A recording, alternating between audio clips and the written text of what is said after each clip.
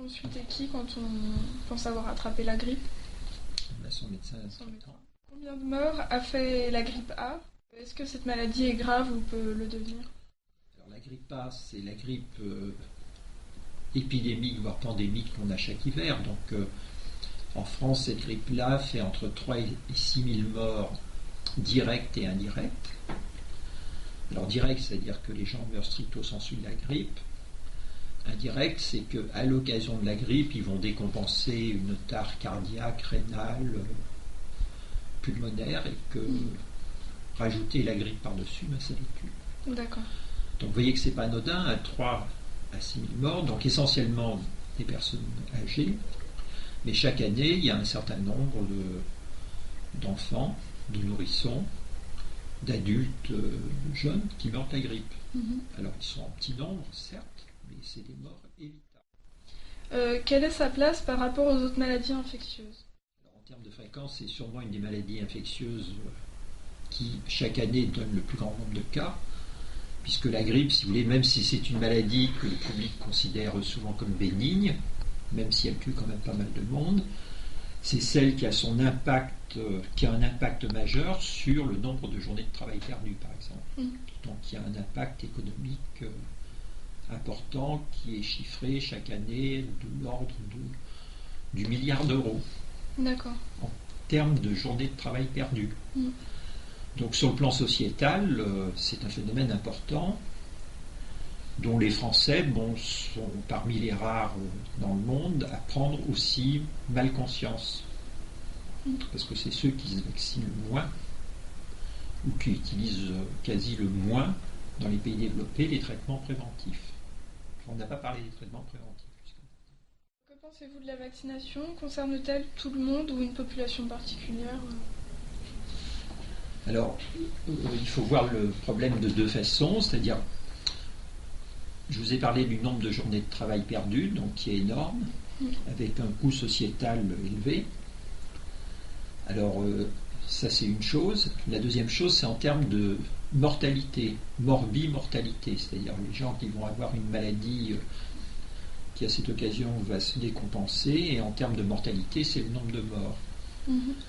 Alors, quand on regarde l'ensemble des maladies infectieuses, il est clair que la grippe a un taux de mortalité à son actif qui est non négligeable.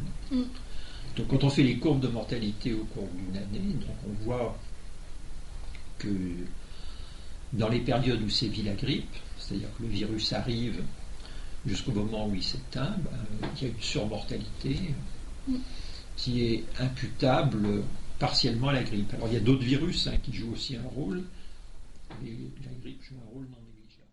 Que pensez-vous du vaccin homéopathique?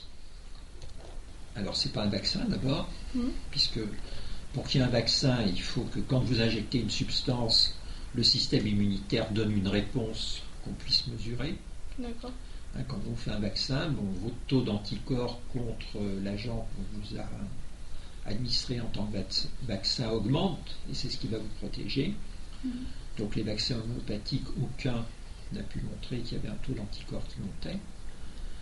Donc c'est un phénomène, par contre, quand vous regardez à l'échelon sociétal dans différents pays du monde, c'est un phénomène très français et qui est parfaitement vraisemblablement inefficace. D'accord.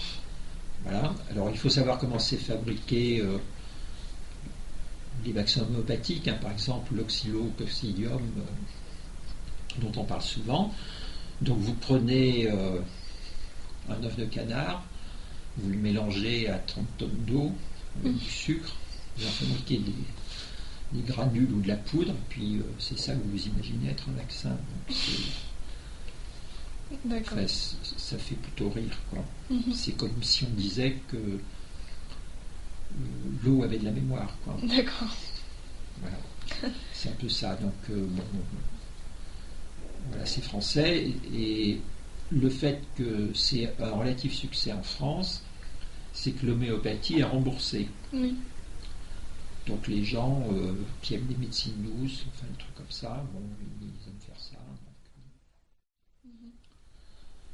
Donc ça se discute. D'accord. Mais ça ne fait pas partie des stratégies efficaces. Alors par contre, le vrai vaccin, si vous voulez, qui comporte un antigène, c'est-à-dire un fragment du virus qui va donner une réponse immunitaire mesurable qui va vous protéger, protège à 70% en moyenne. Donc c'est pas un vaccin très efficace par rapport à d'autres vaccins comme la rougeole par exemple, qui protège quasi à 99%. Là, c'est un vaccin, si vous voulez, qui est efficace à partir du moment où il y a beaucoup de monde vacciné. Parce que chacun étant moins réceptif au virus, donc il y a moins de virus qui vont circuler, et par voie de conséquence, donc moins de personnes atteintes. Et au-delà de la protection individuelle, s'il y a beaucoup de gens vaccinés, ça crée une protection collective. Qu'est-ce que la virulence ? La virulence, c'est la capacité d'un agent infectieux à donner une maladie plus ou moins grave. Plus grave si la virulence est importante, moins grave si elle est peu importante. Alors c'est assez intéressant comme concept, puisque la virulence est inhérente à l'agent infectieux, mais il faut aussi savoir l'interpréter par rapport à la réceptivité de l'individu à cet agent infectieux-là. Alors il y en a chez lesquels le même agent va créer beaucoup de symptômes, chez d'autres assez peu. Et donc la virulence est plus le facteur qui est inhérent à l'agent infectieux, plus qu'à la réponse de l'individu à cet agent-là. Ce qui explique qu'il y a des gens, si vous voulez, qui vont faire la grippe sans l'apercevoir, et d'autres qui vont être au fond de leur lit avec 42 fièvres, voire qui vont en mourir. Et donc, à virulence équivalente, la réponse de l'hôte, donc à l'infection, peut être variable. Comment fait-on un vaccin ? Alors, comment fait-on un vaccin ? Alors, c'est un vaste sujet, ça.